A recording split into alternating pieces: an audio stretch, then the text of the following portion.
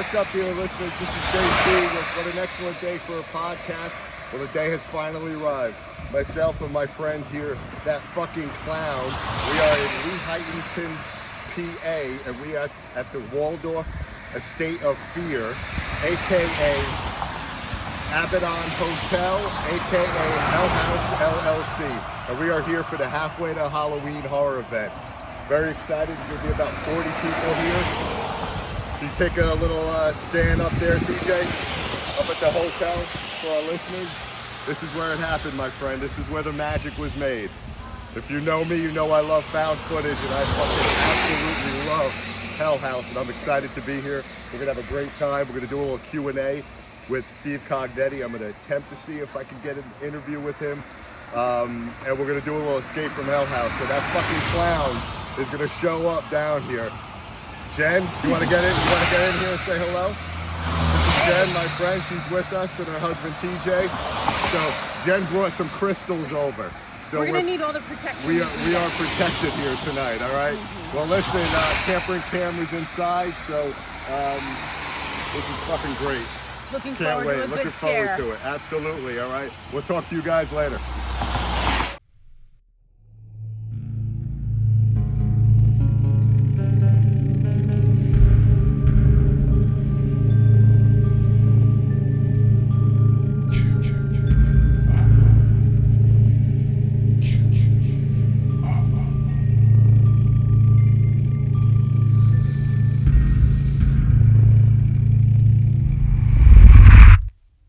Excellent day for an podcast. So, hey, dear listeners, JC here from What an Excellent Day for a Podcast. And oh boy, do I have a treat for everyone out there. Now, if you listen to our podcast, then you are aware that I am a huge fan of the found footage horror subgenre, and the Hell House LLC franchise is top 3 all time for me. Absolutely love them. Scary, ultra creepy, and boasting one of the most terrifying clowns you will ever see in a horror movie. And I will fight anyone who disagrees with me. This is horror done right, and I am excited and honored to be joined by the mastermind of this franchise, writer and director, Stephen Cognetti. Stephen, thank you for spending a part of Friday afternoon with me. Yeah, it's great to be here. Thanks.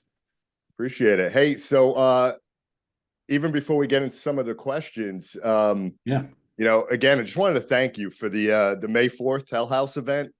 Oh, that was so much fun. Yeah, I had a blast going there. I love what Angie does there. I love that she has that event to begin with, because I think it's so cool. So yeah, and it was just great to meet everyone. That was a lot of fun. Yeah, it was. And like I said, I was kind of a kid in the candy store, just kind of walking through the set and the locations, and I had just cool, watched. Right? Oh, it was amazing. It was absolutely amazing. So is there seeing the movies and then going there, was that your first time? That was my first time there, yeah. Give me your impression. Like, I always love to give people's first impression of going to the Abaddon and seeing it in person after seeing the films. What's your first impression? Like, did anything jump out? Like, oh, I wasn't expecting this to be that. Like, what did you think? I guess the first thing that jumped out, it is a hard place to navigate. Yeah.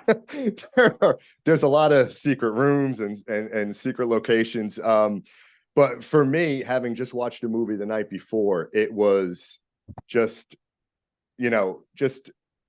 seeing those same rooms in the movie. And then, like, when I got down in the basement, I'm not gonna lie, I was like a 5-year-old. I was just standing there when we were doing the escape part, and they were all kind of saying, come on, let's go. We got to go upstairs. And I just wanted to stand there and soak in the moment, because I'm in the basement. Yeah, the basement's cool. Yeah, it was very cool. See creepy, but cool to be in there.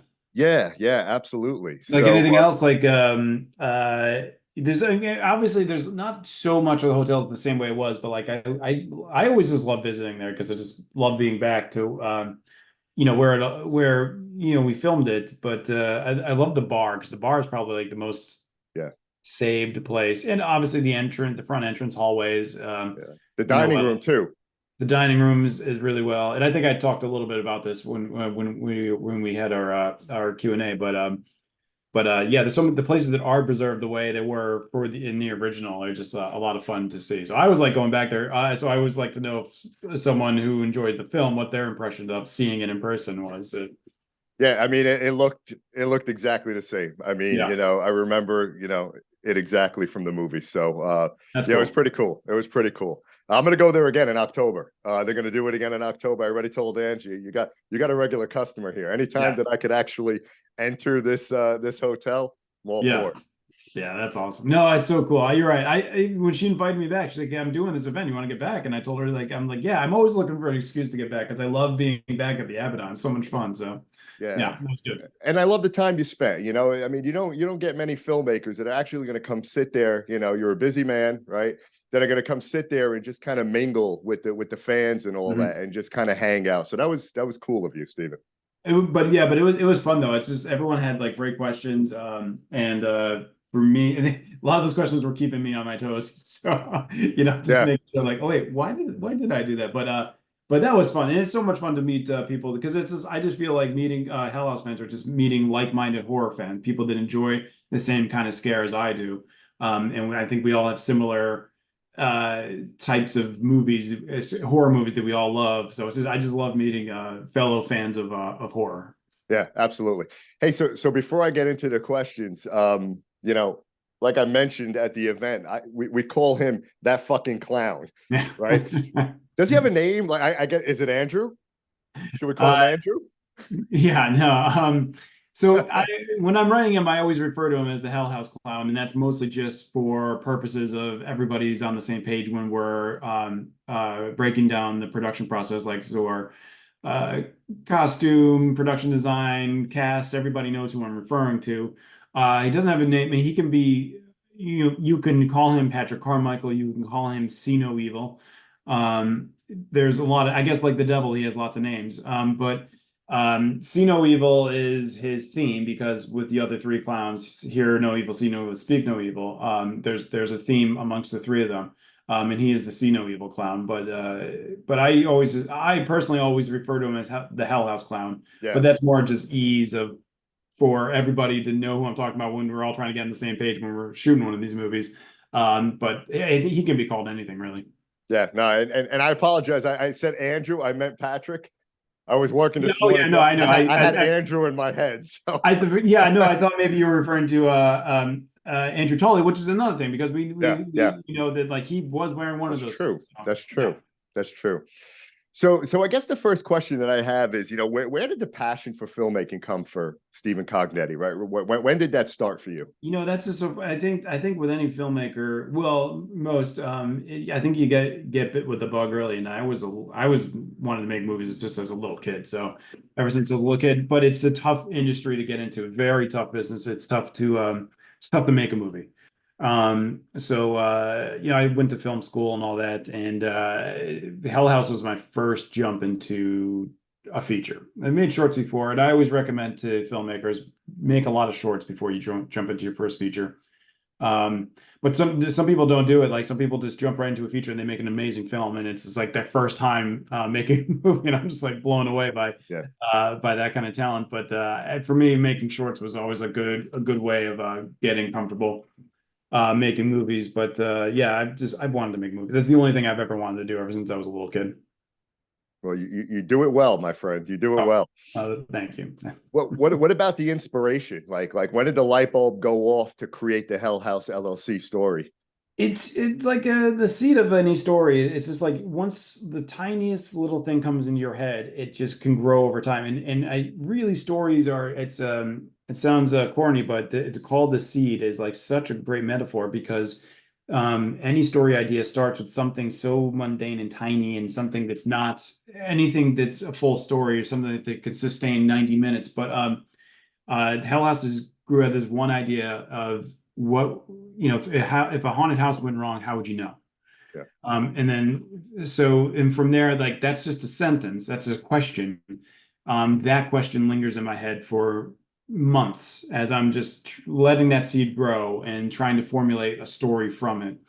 That seed will just be kicked around in my head for months and months before I ever put pen to paper on anything. And then once I start putting pen to paper, I start thinking of what are some good scares that could fill this story? What are some characters? I'm writing that out and then formulating more a little bit more as I go. And then eventually I get to a place where, okay, I think I can start writing the first draft of this. I think I might have said when I spoke to you in person, the first draft of any script always sucks. It's always garbage. And so that's what the draft process is tedious and long, but it's so important that you finish those drafts and get through all the shittiness and get to the fifth draft, the sixth draft, and just make the story better and better upon each draft. And Hell House was a 2 year process of when I first started writing it to when I was said, okay, I'm ready. The script's ready. I'm going to go make this film now.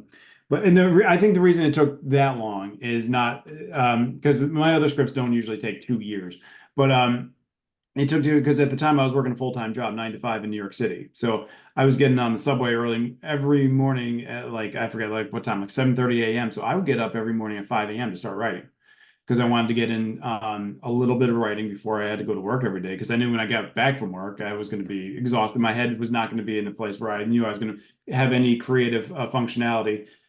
So I had to get all my writing in the morning before I jumped on the subway.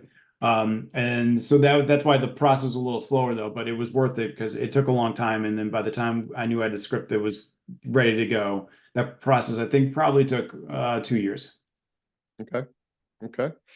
Did you allow the actors to improvise a lot in your movies? Like, or did they come up with any ideas? Like, maybe Yeah. Oh yeah. like a good scare that they came up with that they brought to you and you implemented it in the movie?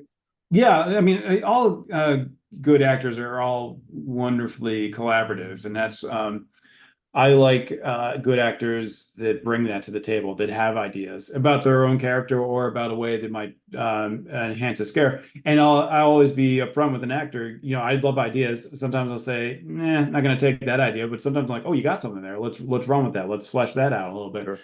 And I for if specifics on that, I can come up with one for Hell House 1 was I knew that Sarah's death scene, the way I scripted it and the way we shot it was terrible. I didn't like it the way it came out when we shot it. It just wasn't flowing well, it wasn't looking good, um and I was just frustrated that night of shooting. And that night of shooting went late into the night because we kept on trying it over and over, and I still wasn't liking it. And finally, I just said, "All right, guys, we're done. You know, like I've worked you enough today. Yeah. Everybody go to bed. We'll think of something. Come Let's back. sleep on it. Yeah. We're gonna sleep on it. We'll get back to the scene. We have other scenes we have to shoot tomorrow. I'll talk to the AD and make sure we get time to come back to the scene and reshoot it again at some point." And during that time, Gore, who plays Paul, Gore Abrams plays Paul. I think he might have worked with Danny on this or Jared Hacker, but he was talking with another actor, and I want to say it was Danny, and he had this idea, and he came up to me with it. He's like, "I'm holding the camera. Why don't I just kill her with the camera?" And I was like, "That's easy because and then I can make it. I knew we could fit that in. It's not Sure. anything that's like really like we don't have to worry about blood squibs and like anything complex with choreography that it's gonna because I knew if I had to come back and reshoot the scene, it's gonna be a tight window. So whatever it is, it's got to be easy, and that was easy, and it also made sense because like that's his tool. That's what Paul has the whole Yeah. time.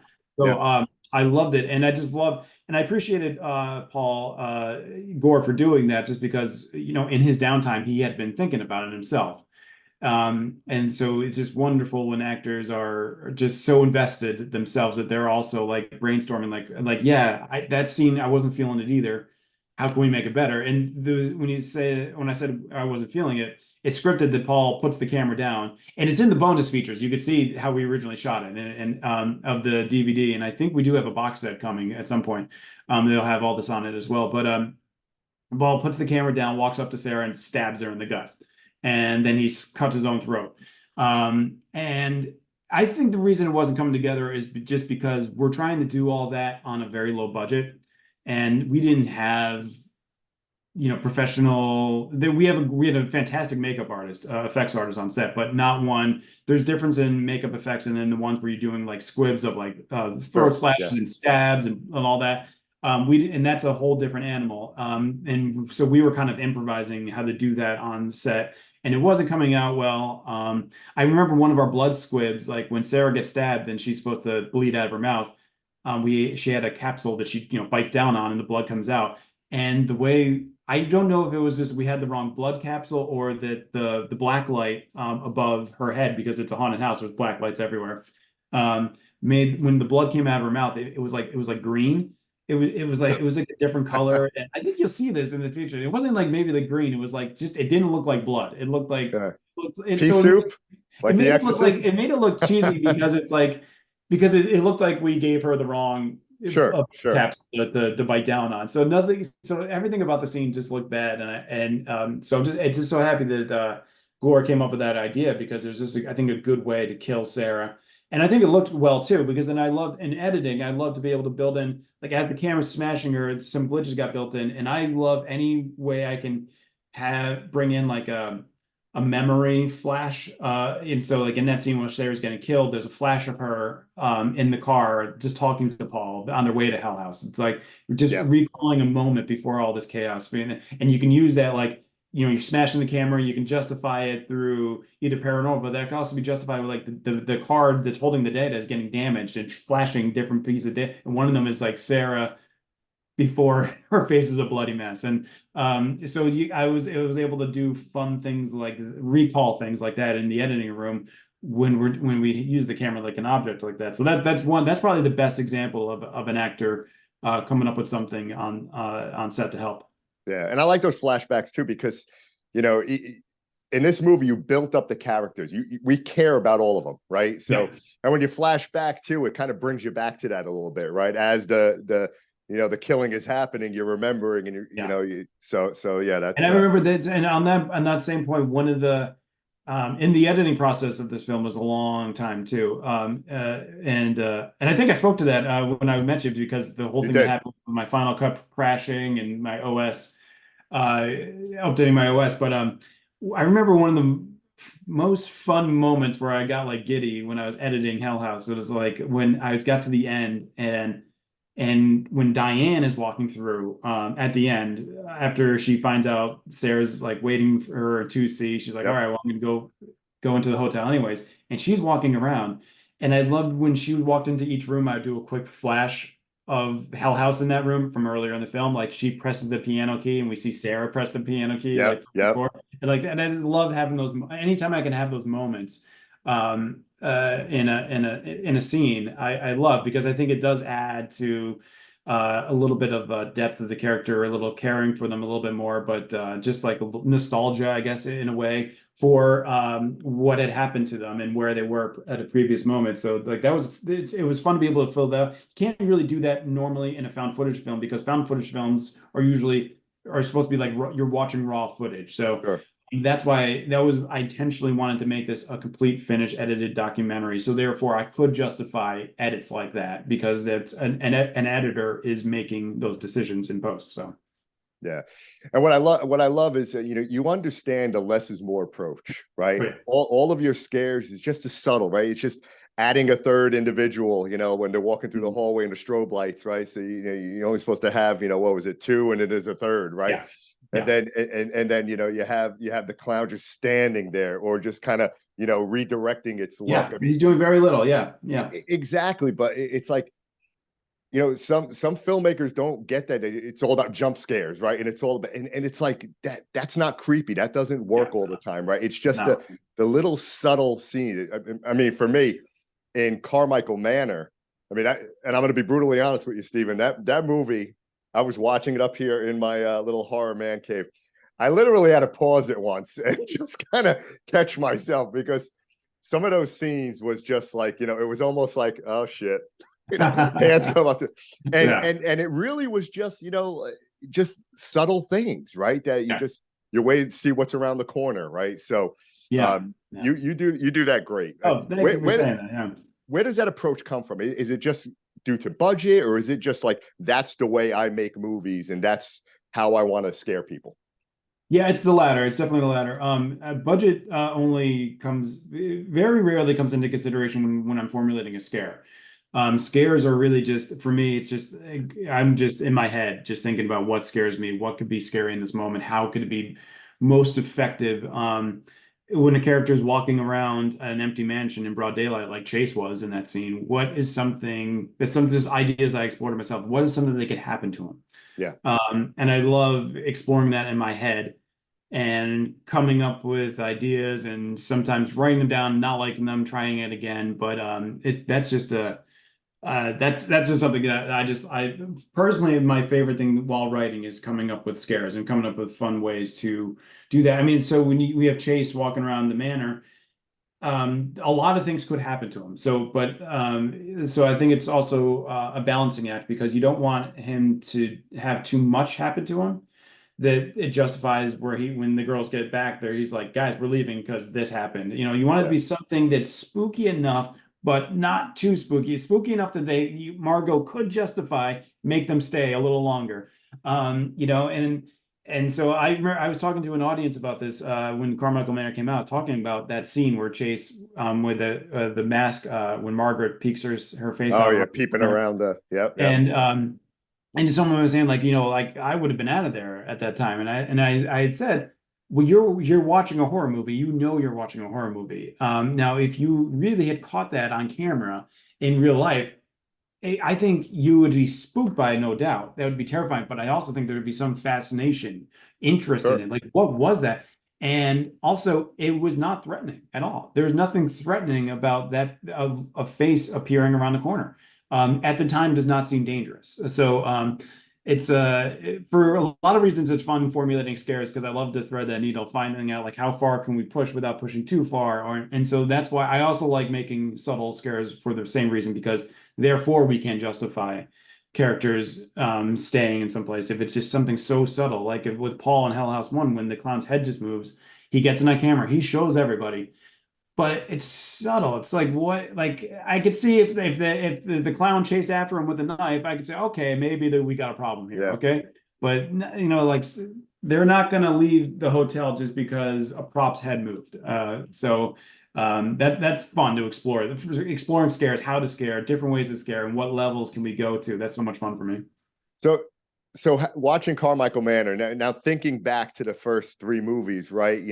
Patrick Carmichael, was he like alive? Was he possessing the clown? Like, because we know that's him, right? And now you go back and like to the first movie and when the clown. So.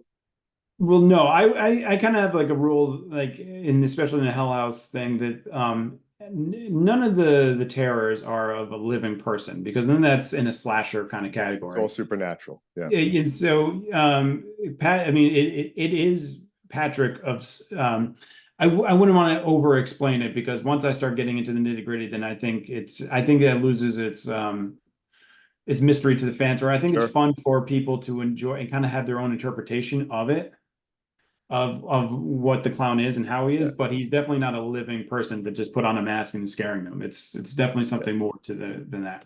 Yeah, and that's the way I viewed it. It was almost like being possessed, right? It was just, it was the hotel itself, right? So yeah, and we know that I know that I saw there's people I've seen some people ask questions about like they didn't know how the mask could be there in Hell House because they thought that was Hell House's mask, and I never meant for that to be. I leave things ambiguous, some things on purposely ambiguous because I like um things to be open to interpretation. And I think I can over explain things, and I think that takes the fun out of it for the audience. But Hell House did not bring that clown mask. That clown mask was found there, and they utilized it, and things began happening with it. So that's how it was in Hell. And then Carmichael, I kind of wanted to explain how did it get there, and we saw how it got there. We know that it was at the Carmichael Manor.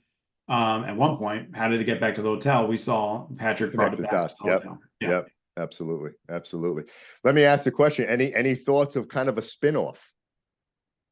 No, I kind of like I like the trajectory of the story. So I have an arc for this. When I started writing Carmichael Manor, I had it in like an arc of the story, kind of like a trilogy of its own, going forward.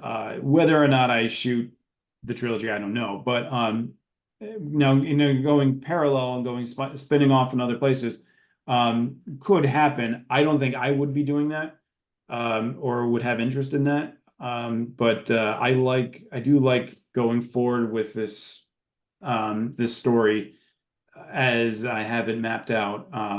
It's I wouldn't say I'm going linear. It's a non-linear story, but spin-offs are fun. But for me, I kind of it's hard to answer. I'm bumbling this question, but because I have like I have so many competing thoughts in my head right now that I'm trying to where. But in terms of spin-offs, that's not something I have in mind. I wouldn't object to it if there was a good idea there and something. But right now, for what I'm doing right now, I have this stated 3-movie arc for this whole Carmichael series. The first one being the Carmichael Manor. I'm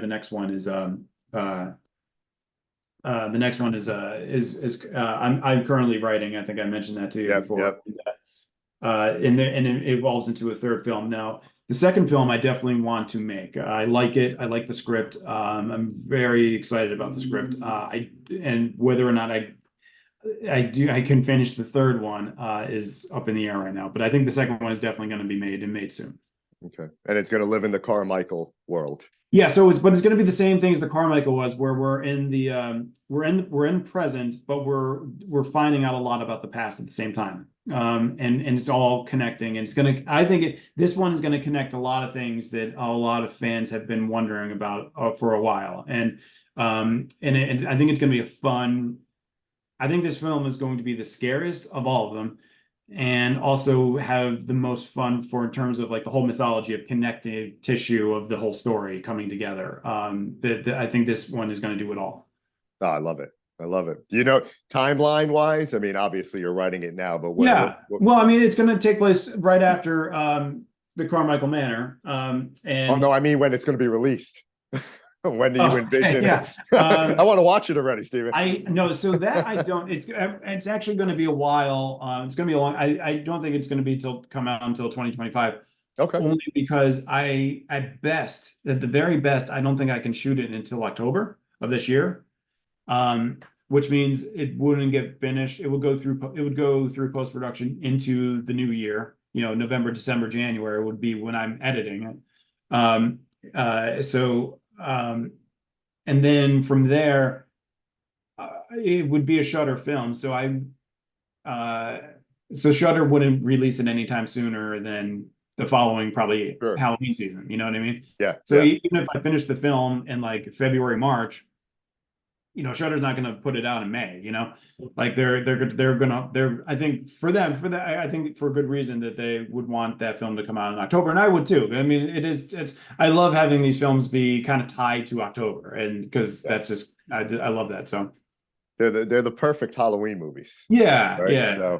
So that's why, unfortunately, I think it's a longer timeline. But it will be worth it though, because it's not a found footage film. It's traditional narrative. So I think fans are going to like this film a lot more. It's not, people might not like the idea that it's not going to be a found footage film, but I really think that the way to keep this series fresh is to take it away from found footage, because I think that's just going to be so much better. It's going to breathe. It's going to be, for me, just writing wise, just not doing another found footage. I think I can do so much more with the story and the scares, just breaking away from found footage for the next film. Gotcha. Can't wait for it. So let me ask you, piggybacking on that, maybe kind of veer off into just the state of horror as a whole. What is your favorite found footage horror movie? Separate from, Yeah, I have so many. I always tell the people that Leg Mungo is a must see. And it's one of my favorites, and it's something that definitely inspired me to go take Hell House in the found documentary direction. I think Blair Witch is just paved the way for everything else that came after it. I think that was just revolutionary in the way that nobody made films like that before. I know it's not technically the first found footage film, but in terms of getting it mainstream, getting found footage known mainstream wise, it is. And so I really appreciate that. And that is like, and I also think that is the epitome of less is more, is what they did in Blair Witch. Yeah. You never saw a witch, you never saw anything. Never saw anything. And it still was so terrifying. How could a film that doesn't show you any ghosts, any witches, be so terrifying? Yeah. And that film was so terrifying. And that's why that movie is genius. Yeah, and the marketing was fantastic, right? The internet Yeah. was just coming on, right? So it wasn't like today where you can debunk something very quickly, right? Yep. It's just you Yeah. actually believe because they did the whole, behind the scenes, they had separate Yeah. documentaries on it. So they built up that entire legend, right? And Yep. so it That's just a, you came know, out that's the perfect a, time. that reminds me of another film. Do you remember The Fourth Kind? Oh, I love the fourth kind. It was so good. And I remember that was an age like internet, you could look things up quickly, but I went into that fresh, not knowing anything about it, but loving it for the like in my Loved head, it. being like, maybe this is real. I found out like immediately afterwards, not. But it Yeah. was for that moment, it was so much fun. I was like, this like were those interviews like real? Like, because they did it made it seem so, they blurred out her face. Yep. And they did it in such a clever way. Here are the real actors. We're telling you they are actors, but these are the real people alongside Exactly. them. That's so clever. That's another way, like tricking the audience to thinking this could be real, even if in that time it still could be debunked. So I thought that that movie was terrifying. I loved it, and I appreciated for giving that effort in that extra effort to making you feel it was real because that just adds so much more to it. And I could have looked it up beforehand and found out it was, but I didn't. I went in fresh and I had so much fun with it. Yeah, yeah, it was a great movie. And listen, I love alien movies, right? So Yeah, I'm a big believer UFOs they exist. I mean, if anybody says they don't, go watch the Phoenix Lights, right? I Go go know. Yeah. go tell me what that is, right? That's tough. That's the thing. Like I believe in aliens so much easier and more readily than I would ghosts actually. But uh, did you see No One Will Save You? I saw that. Yes, yes, the Yeah, one on Hulu, right? Yeah, that yeah. No that was words or anything, no dialogue. Just that was that movie great. kicked ass. I loved it. That was great. I was thinking back because I always, you wrestle with what was the first found footage horror. Some would say Cannibal Holocaust, Cannibal right? Holocaust. That's what everyone You says. know, Yeah. but and now with the remake of Faces of Death coming out, when you think about it, Faces of Mhm. Death got released, I think, in 1978. That was Oh, kind of the was it? I thought Cannibal start. Holocaust beat that out. Okay. I think Faces of Death was 78. I think Holocaust was 80, Oh, around okay. around there. Yeah.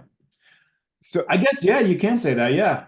I mean, it was kind of, we Mhm. all thought it was real, right? That was the movie we were all hunting down to try to, it was the Yeah, taboo but it movie to wasn't watch. like it wasn't. I guess they're different. Like Cannibal Holocaust is like a narrative, like where it has your characters that you're following. Yeah, The 90 minutes, however long it is. But right, Faces of Death, there's like just segments of different what are murder films, right? Or yeah, films where people are pretty dying on much. screen. You thought you were watching a So snuff movie, basically. yeah, they're different. But yeah, I guess that makes you make a good point. But yeah, that's a debated thing. Blair Witch obviously was not the first. I just think it was the best and so innovative and genius that it was able to get found footage mainstream Yeah, and therefore pave the way for all of the amazing found footage we've seen. Lake Mungo being one of them. In Paranormal, the original Paranormal Activity. is Yeah. amazing. Wreck, Grave Encounters. I can go on and on, but Oh yeah. they wouldn't have happened. I mean, maybe they would have, but they might not have happened if Blair Witch didn't happen. Yeah, Wreck was nightmare fuel as well. I mean, Yeah. Wreck was just like, and when we talk on the podcast, I'm like, for people, don't just leave quarantine alone. Don't even go to quarantine. Don't Yeah. don't ruin it. Seek out Wreck. Yeah. Because that movie was fantastic. So But good. I'm glad you said Lake Mungo because I argue all the time with my fellow horror nerds on our podcast. Some love Lake Mungo, some just don't get it. I Okay. thought it was absolutely Well, amazing. that's the thing. It's Lake Mungo is so subtle, and you have Exactly. to have a real appreciation for the subtleties in horror to like Lake Mungo. If you're someone who gravitates something more to something with a little bit more bang, Lake Mungo is not going to be for you because it really doesn't pay off until the very end.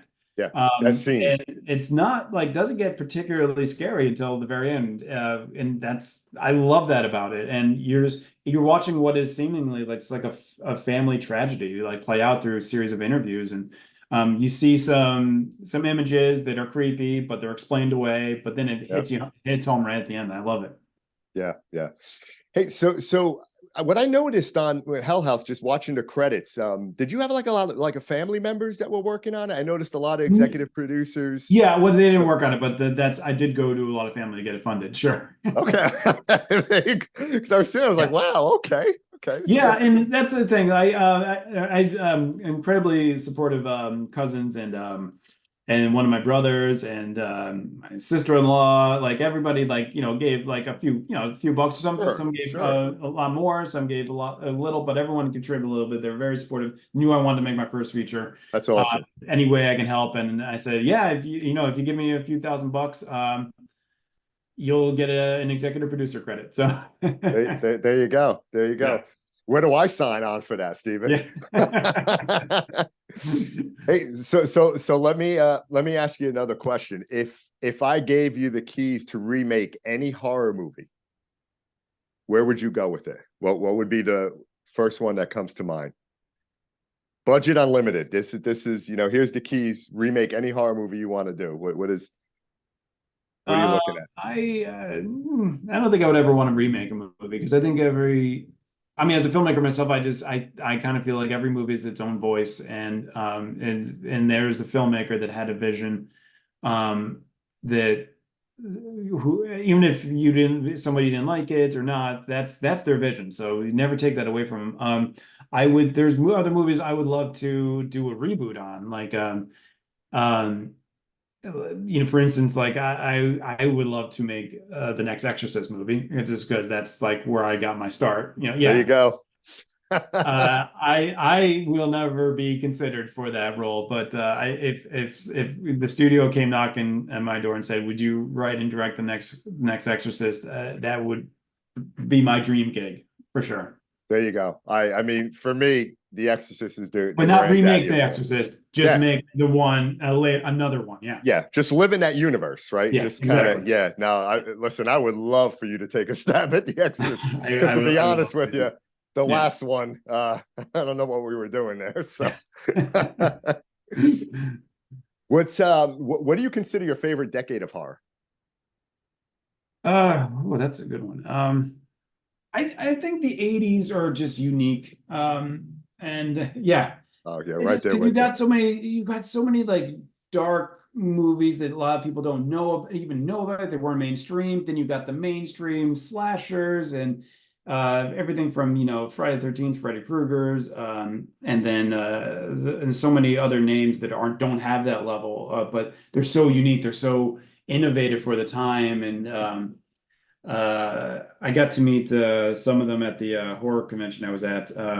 Yeah, Uh, Chilla Theater, right? You went to Chilla it was Theater. there, yeah. So Yeah, yeah. I was hanging out with a few.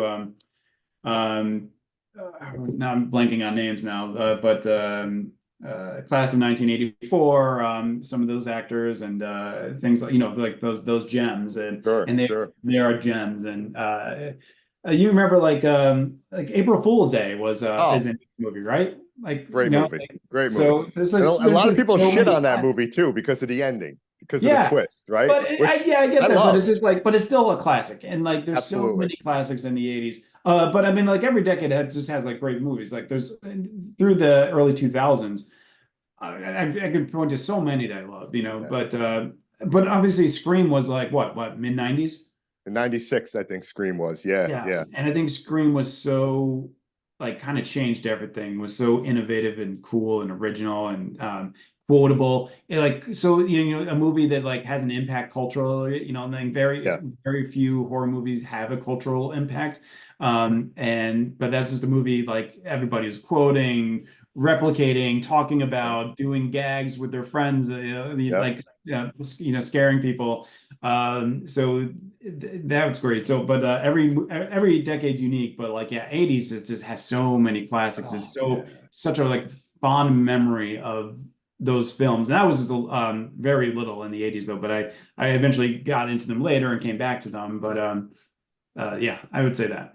Yeah, for me, it's, yeah. I mean, I just turned 51, so child of the 80s. I grew up in the Yeah. 80s, So you probably yeah you knew I was a teenager The when Exorcist when it came out. oh, Yeah. yeah, yeah, yeah. I mean, I didn't. I think I was 12 years old the first time I saw The Exorcist, and I must have slept with the light on for like 3 days in a row. I mean, it was just horrifying. I probably shouldn't have watched it, but Right. movies like Motel Hell, Yeah. right? And I'm sure The Changeling, right, with George C. Scott. I mean, Yeah. that movie is just amazing. What? Amazing. Yeah. Yeah. So many good ones. Yeah. That's a good era. And um Yeah, I that's what I always like to talk to people that saw The Exorcist in the theater just to get like what was it like? Because when I saw it, it was so later on, and it's already had its impact, and like we've already been desensitized to Yeah, scares like that. But at the time, nobody's seen anything like that. yeah, yeah. And I wonder, like, that must have been so impactful and so just shocking to audiences at the time. Oh, absolutely, I mean, I absolutely. loved it. I wasn't desensitized when I saw it. I'm just like you. I couldn't sleep with the light off for so Yeah. long. I always thought when I was a kid, after I saw it, I was like, any moment that bed's going to start shaking. I know it. I know it. And that's why that's what turned me off again with the latest one. It's like when I watch an Exorcist movie, I want to be shocked because Yeah. that movie in 73 shocked audiences, right? They've never Mhm. seen anything like, I mean, some of the things that they did, you can't show that on screen now, right? You Yeah. wouldn't go there with it. Oh So yeah. No. No way. so Yeah. so when I watch an Exorcist movie, I want to be disturbed. I want to be Mhm. shocked, right? And I'm Yeah. hoping that you would get that gig, Steve, because I would Yeah. absolutely love to see your vision Oh, on I that. know that would be a dream job for me. But no, I think the studios they select their directors Yeah, yeah. in a certain way. They don't look for found footage directors to take on a franchise like that. But oh well. So are you practical effects versus CGI? Oh, Where of are course. you?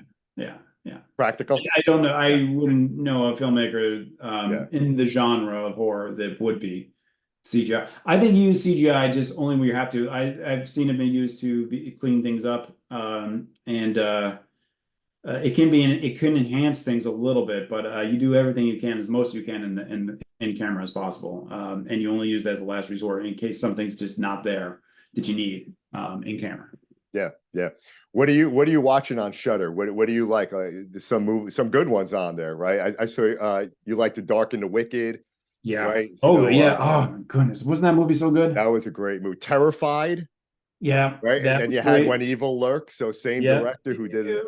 When Evil Lurks, so many good ones. Um, yeah, but The Dark and the Wicked, that's the call, The Dark and the Darken the Wicked. Wicked, yeah, yeah, yeah, That stayed with me for a while after I saw yeah, it. That was very well done. yeah, yeah. uh, movie. And when I started last year, I saw what I thought was a fun movie that I didn't think got enough attention. It came out right around the time of Hell House. Carmichael did on I think maybe September on Shudder, but it was The Elevator Game. Oh, I didn't see that one yet. It was Okay. fun. It was fun. It probably wasn't as scary as maybe it could have been, but Almost like the I Elisa enjoyed it. Lamb, right? The Elisa Lamb, that video. Did you ever see that Yeah, video? yeah, Right, yeah. with the at I the think that's Cecil exactly what they Hotel. based it on, but Yeah, it yeah, didn't really, it wasn't like that. But I think that's definitely where the idea comes from. And but it's just like I love those kind of movies that like have it's like say Bloody Mary in a yeah, mirror, yeah. by Candyman, like right? you Candyman. try what's that? Candyman. Candyman, yeah, exactly. Yeah, Like you like things like I dare you to do this. If you do this, something bad will happen to you, yeah, and that's the elevator game. That's the premise behind it. And I think the characters were a lot of fun. I think it was really well made. The filmmaker, I forget, I'm blanking on her name now, but she's a really talented horror filmmaker. And That that one didn't get enough hype. It should have. I enjoyed it a lot. yeah. I'll But check it out. I'll it's great. definitely. And I normally when I'm writing films, I stay away from Shudder and other movies because I'm just kind of locked in my own world and I don't want to be influenced. But then like once I'm done writing and I can start enjoying movies again, I love diving back into Shudder and Yeah, see what have I missed, what have I got to catch up on, and then of course their slate for the season is just so much fun. yeah, yeah. I just watched Infested, which is a new Okay, one that just dropped. I The haven't seen that spider yet. with the Yeah, spiders, and it's almost like awesome. an Evil Dead Rise type, right? Yeah. Because you got the high rise apartment building. They bring the spider in, and then the spider gets loose and it mutates, and before you know it, you got an infestation. And they used real spiders. Oh, So really? yeah, Wow. for most of it they used. I mean, there's some CGI when they had to do enhance it, Yeah. but I have arachnophobia, so watching that movie, oh my god, that was Yeah. tough. That was tough. Does it beat the original Arachnophobia? Well, the original Arachnophobia is always gonna have a place in my heart. I mean, that was a great movie. But it was good. It was good. I love gore. I love to see some blood in the movie. You know, I love Yeah. the subtleness of horror and the creepy. But then on the other side, I love to watch a good bloody, gory movie, like Reanimator, right? You know, but if we were going Yeah. to talk the '80s, so yeah, I would wanted it to be a little bit more. You know, see some of the aftermath of the spider Sure. kills, Was there but gore in do you remember Eight-Legged Freaks? yeah. I forget if there was gore in that. I remember enjoying the film. But I forget if that was like gory or not. Yeah, it's been a while. It's been a while for that, But but that was all, I mean, because they had like, giant spiders and mutant yeah, spiders. That was all CGI. So it was more of like an action film more so than like sure. a horror film. But I remember this being fun just because, for that it was like a monster film. But I'm trying to remember, like, did they show kills? I don't remember. So what movie are you looking forward to this year? Like what release? I mean, you got a good one, Alien, right? So Fede Oh, no, Alvarez. no, I'll tell you what I'm looking for, and I cannot wait. The only thing horror-wise that I am looking forward to, and I'm counting down the days, is Long Legs. Yeah, I heard about that one. That one. It's That's with watch Nicolas those Cage, trailers. right? Watch those trailers. They have two released now, but you gotta watch the first one first, and then the second one. Their strategy and what they're releasing, how they're releasing things is so clever. It's the only time I've watched a trailer, and you feel atmosphere, you feel tone, Yeah. you feel spooked. And I think this is I love this kind of horror too because it just seems like very it's very subtle in a way Yeah. too, and but it feels yet it's subtle, but yet so terrifying. And and I don't really know even really what this movie is about. That's what I love about this going into it. And the trailer's not giving anything away. The trailer's not telling you like this happens in the first act, and the second act we get here, and the third act is this. Yeah. None of that. And I don't know what's going on. I cannot wait though. Yeah. Is that the one where the father says like that's not my daughter? Or so like I don't I, I don't I remember remember. there was some like audio or something with it. There's very little dialogue in the trailers. There's what is really cool, and I love this, especially from coming from the world of Hell House, is that they have a poem that shows up on, and it's like this really messed up poem. And I think it's a poem, but or like a sonnet or something, I don't know, or some riddle or something like that. Okay.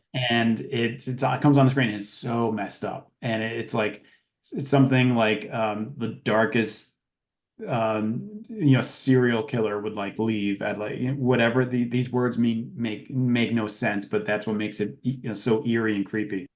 So I'd say like go to YouTube and watch trailer number one first, Okay. and you're gonna be like, yeah, this movie looks fucking awesome. Okay. Because I haven't seen a trailer that made me excited to see a movie in a long time, because trailers are usually just.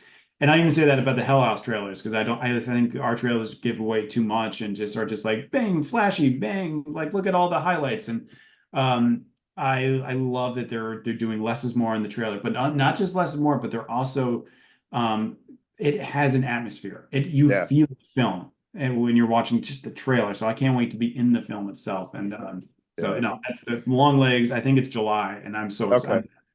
Okay, yeah, I was going to ask you when it's releasing. So July. Okay, okay. Yeah.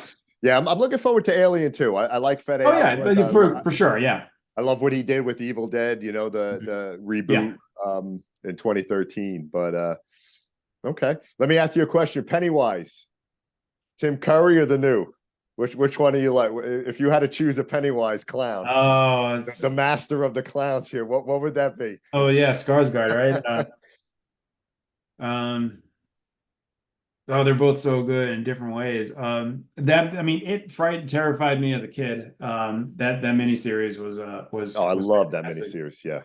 I think the new one, number one, was amazing. And so well done. Part one of the new one. And I kind of like the clown a little bit in the second one too. But I think for me, for like what I like is being a little bit subtler, less is more. I think that element was made more in the original, more so than probably the first one. I mean the newest, the reboot Yeah. of it. But that's a tough question. I love them both for different reasons Yeah. though. And Tim Curry, he crushed it. in the Oh my original. God, yeah, That yeah. I mean, he Tim did an Curry was amazing Tim job. Curry. Yeah, yeah, yeah. He did an amazing job. How do you think horror is trending right now? I mean, again, I think it's getting the appreciation and the respect that it deserves Yeah, now, which is great.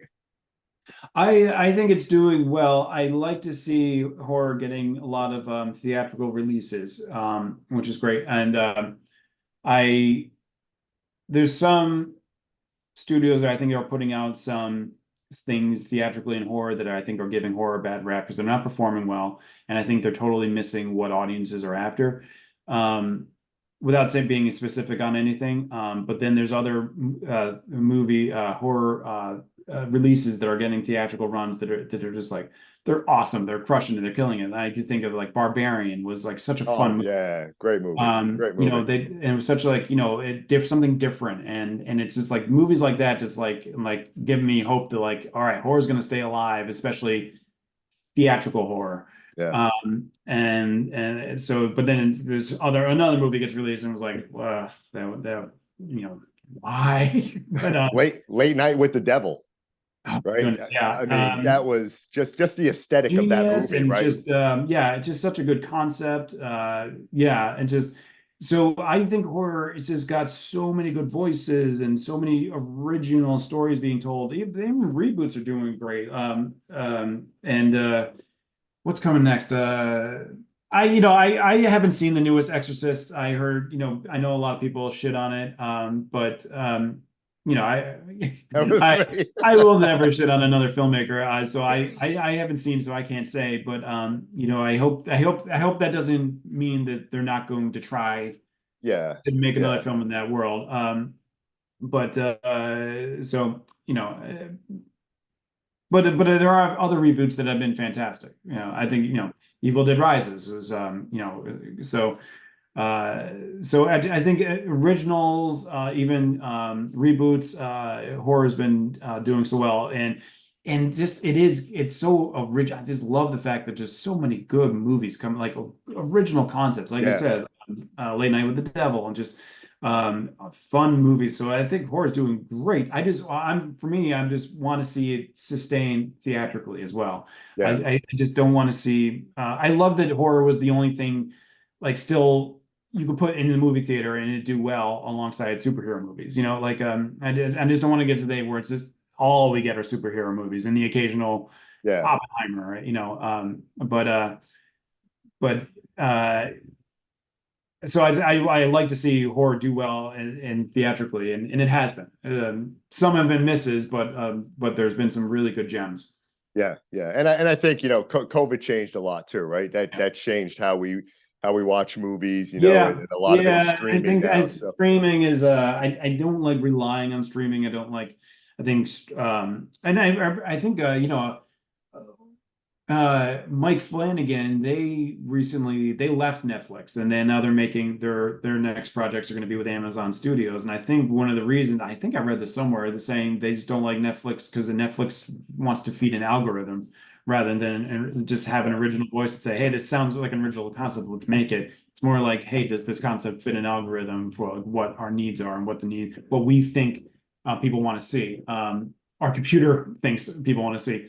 You hate to see that, but that's why I just hope horror sustains in theater. I think that's the last thing I no, it's there's nothing like seeing it on the big screen, right? yeah. So that's yeah.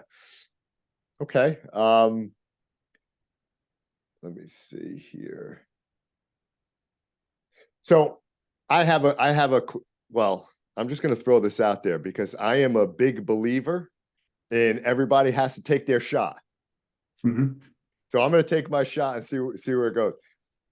When you're writing the next Hell House installment, I live in Jersey. Yeah. If you want me to be an extra, I will pay Stephen Cognetti to be in your movie. You let me know. I will show up and I will just put me in a scene, put me in the corner somewhere. I don't Yeah. even have to say anything. I would love it. I would. No, that's all. I mean, listen, I know uh when we do shoot the next one, I don't know exactly when it's going to be, but I think we do have scheduled to have at least a day, maybe 2 days at the Abaddon Hotel. And so and I think I might need some extras for that, so I'll keep that in mind for sure. So Absolutely. I'm like, you know what? I don't want to be too pushy, but let me shoot my shot, right? I got the No, of man course. himself No, here, right? I would tell you I mean, I always love someone who's willing to be extras. Extras are a tough thing to get because not a lot of people know filmmaking or appreciate filmmaking. They know, like when you say like I'll be an extra, I don't think I'm like, do you know what you're signing up for? Do you really know what you're signing up for? Filmmaking is long, boring, and tedious. So to be an extra is you're sitting down for a long period of time. And it's a lot of sitting around and then like 2 seconds of filming, then a lot of sitting around, then 2 seconds of filming. It's like Sign me up. I love it. I love it.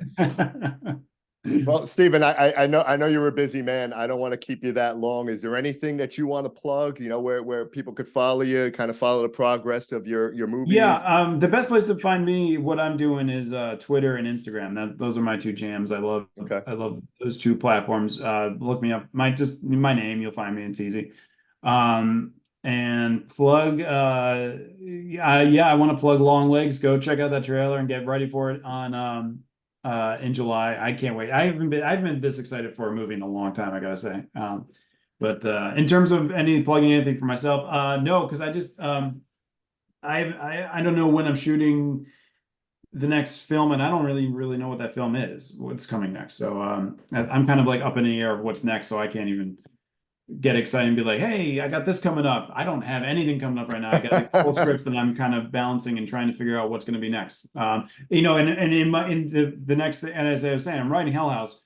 That might end up being what I shoot next, the very next thing, and do. And if I do, I'm hoping to do that in October. Okay. Well, Stephen, listen, I appreciate it. Thank you so very much. We love when the new Hell House drops. We'd love to have you back on and Absolutely, talk about it. Yeah, really appreciate it. No problem. Thanks for having me on. All right, Stephen, take care. Thank you. All right, you too. All righty. Bye-bye. Bye. Oh yeah. We're going down the basement, baby. We are down the basement. There was a handprint right there. Yeah. Come on in. Oh yeah.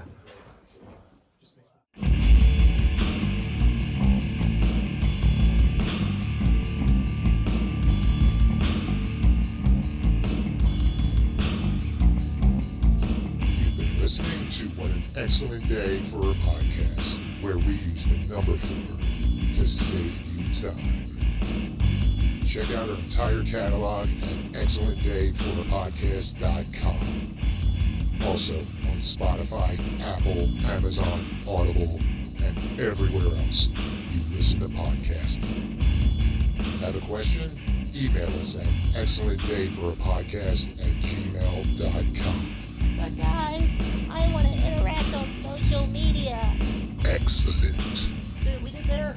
Follow us on Twitter at ExcellentDay4A. Otherwise, search for What an Excellent Day for a Podcast to get our Facebook page, our group page, Instagram, YouTube, and our newly launched Twitch channel. Come say hello, share them all,